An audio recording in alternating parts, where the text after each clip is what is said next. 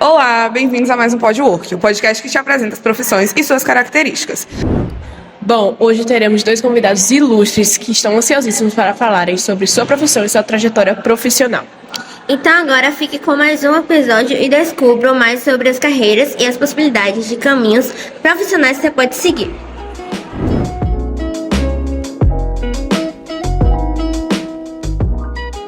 Bom dia, eu tô aqui com a nossa esteticista Vanessa Borges. Então, Vanessa, o que você faz no seu trabalho? Então, aqui eu trabalho mais com estética, né? E o meu propósito é transformar vidas através da conscientização de hábitos. Eu sou nutricionista também e eu não desvinculo a estética da nutrição. Então, eu trabalho aqui com a conscientização dos hábitos para promover a autoestima dessa mulherada que chega aqui.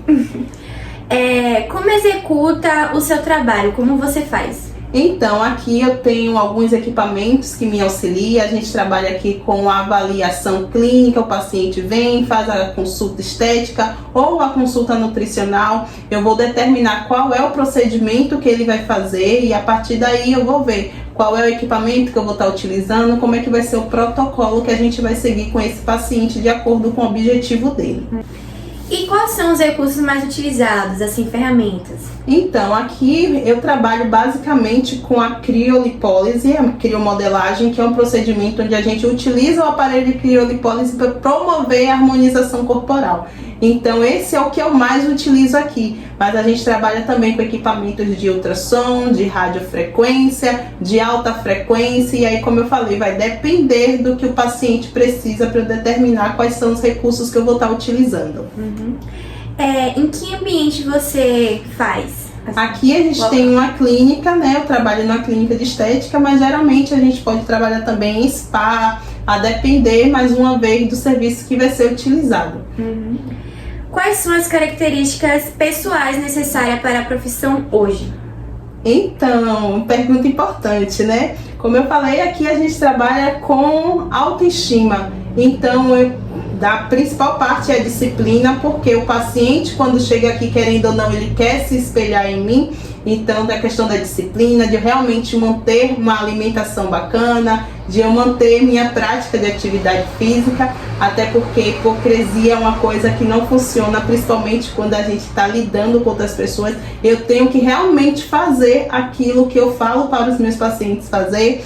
E essa questão da disciplina, eu acho que é o mais importante de tudo. Quais são as características pessoais necessárias para a profissão no futuro próximo? Pessoais, então, essa questão mesmo da disciplina acho que vai continuar bem forte daqui para frente. As pessoas se comparam muito e quando chega assim no ambiente de trabalho, querendo ou não, ela acaba vendo ali em você o modelo que ela quer seguir.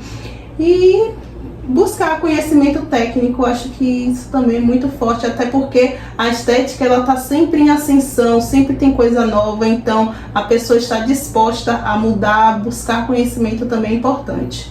Na sua profissão, você usa equipamentos de proteção individual? Sim, a gente utiliza aqui máscara, touca, luva, tem que estar sempre presente. É proteção tanto para mim quanto para o paciente. Insalubridade. Aqui na clínica eu não vejo nada que mexa nesse quesito, não. Não tem nada nesse quesito, não. Posições não ergonômicas de trabalho. Ah, sim, muito.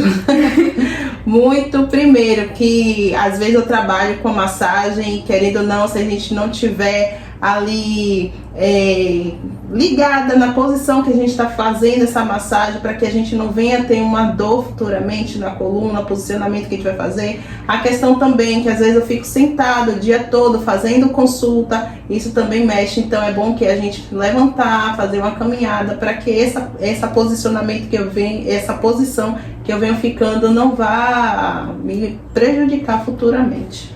Agentes agressores. Sim, querendo ou não, porque tem alguns produtos químicos que a gente acaba mexendo aqui, Tem alguns produtos que têm cheiro forte, então aí entra mais uma vez a questão do equipamento de segurança que a gente tem que estar utilizando.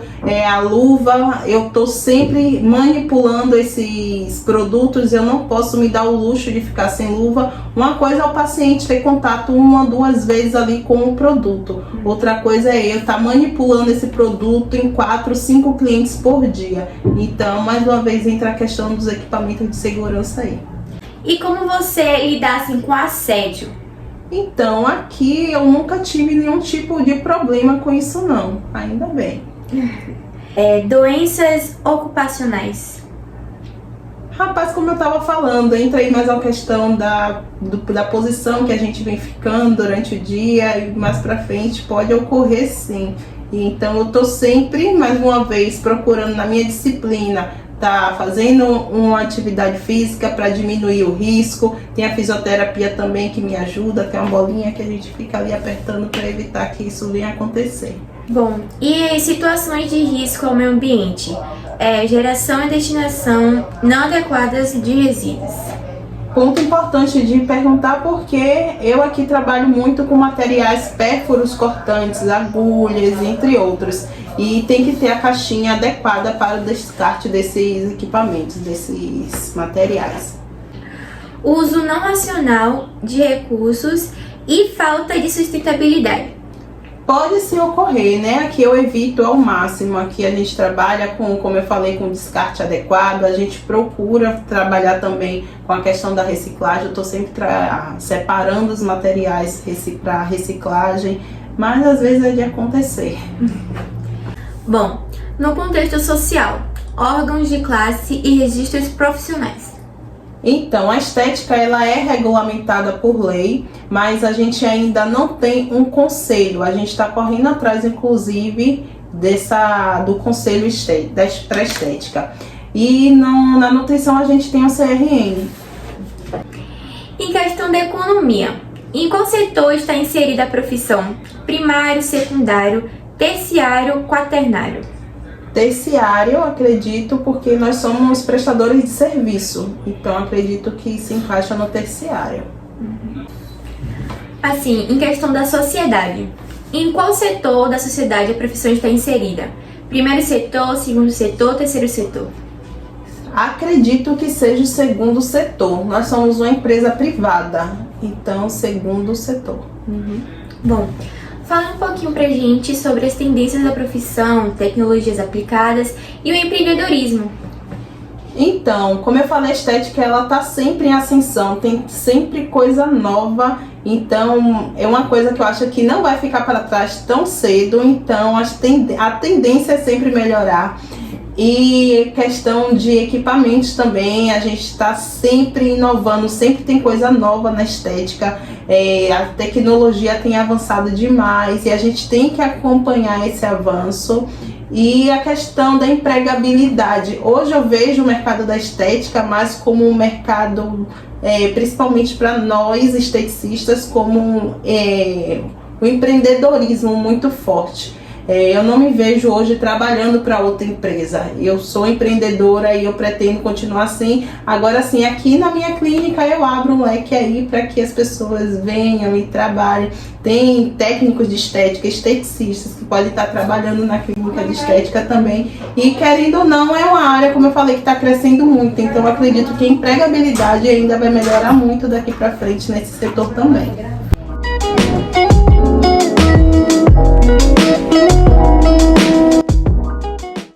Olá pessoal, bem-vindos a mais um Podwork.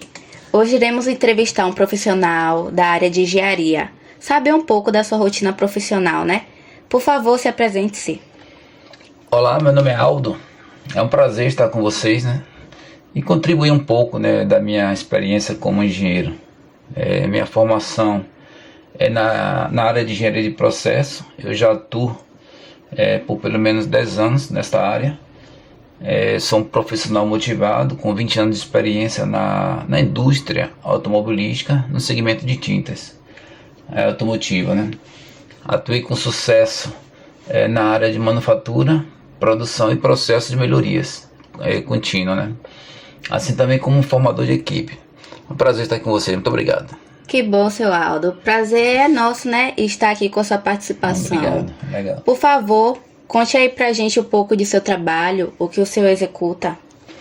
Olha, dentro da minha formação como engenheiro de processo, hoje eu estou atuando como um supervisor de produção.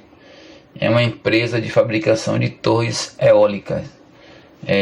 Lá eu sou responsável pelas equipes de trabalho, né, pelos postos de trabalho, e responsável desde a chegada da matéria-prima até o produto final. Sim, verdade.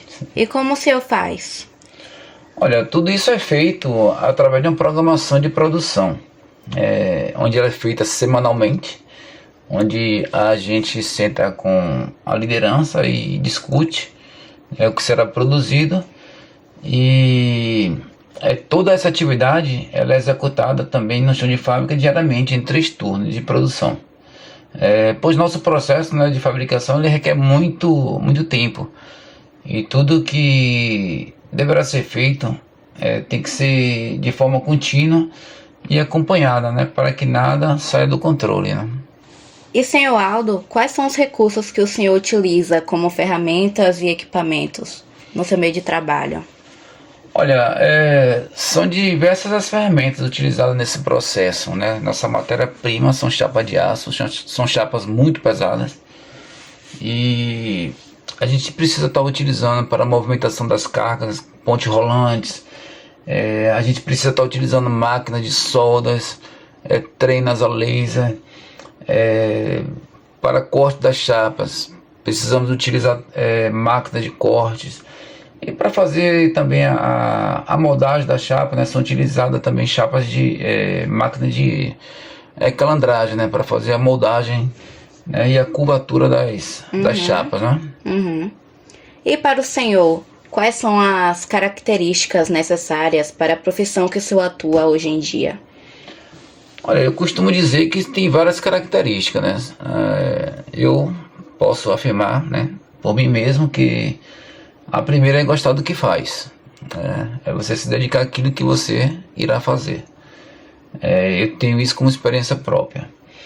E outras características é a capacidade de solucionar problemas, né? Um bom profissional ele tem que ter ética e profissionalismo. Ele tem que estar em busca constante de atualização, né? O mercado hoje tem que ser diferenciado, né, para os profissionais. Aquele que não se atualiza fica para trás, né? Ele tem que ter o poder também de identificar oportunidades, né? E ter a capacidade de trabalhar em equipe. Tem que ter o perfil de liderança, né? De ser líder. E aptidão para cálculos também, né? Acho que é um fator diferencial. Uhum. E para o senhor, quais são as características pessoais para a profissão no futuro próximo? Então, como falei ainda há pouco, né? Muitas coisas deixaram de ser atribuídas, né, para o profissional. Mas eu acho que para o futuro mais próximo existem várias características, né? Por exemplo, solução de problemas. Os engenheiros, né, ele deve usar suas habilidades, né, de resolução de problemas para criar sistemas e processos mais eficazes, né? Melhoria de processo, melhoria do nosso cotidiano, né? Melhoria da questão ambiental, né? Do desperdício. Uma outra característica é a inovação, né? Como os engenheiros eles são contratados para desafiar os processos já existentes, né, e as formas atuais de pensar. Grande parte do seu trabalho envolve inovação e criatividade. Então ele tem que pensar fora da caixa. É uma habilidade extremamente essencial para qualquer engenheiro. Uma outra característica, curiosidade. Ser curioso é uma das características mais vitais para se tornar um engenheiro. Você precisa questionar as formas atuais de viver e trabalhar, a fim de desenvolver novos produtos e ideias, né? Atenção também aos detalhes. Um engenheiro bem sucedido ele tem que ter um olhar atento aos detalhes, né? Paciência para rever exaustivamente cada passo do projeto, né? A capacidade de planejar com antecedência. Prestar atenção aos detalhes em todas as etapas é a chave do bom sucesso, né? E a capacidade matemática também é uma outra característica. Enquanto hoje, né, computadores e determinados softwares automatizaram cálculos técnicos para os engenheiros, ainda se faz necessário ter um bom entendimento dos princípios matemáticos, né? Pois a matemática aplicada ela é usada o tempo inteiro na engenharia para resolver problemas práticos. Por fim, uma outra característica é o trabalho em equipe, onde o profissional ele tem que ser capaz de trabalhar como parte de uma equipe. É uma habilidade essencial para o engenheiro. O trabalho é sempre complexo, né? E o que significa que você precisa ter confiança e respeito em relação à sua equipe, a fim de garantir que todo projeto ele seja bem sucedido e que todos trabalhem em direção ao mesmo objetivo, né? Verdade. E no seu ambiente de trabalho, o senhor tem dificuldades para executar suas atividades?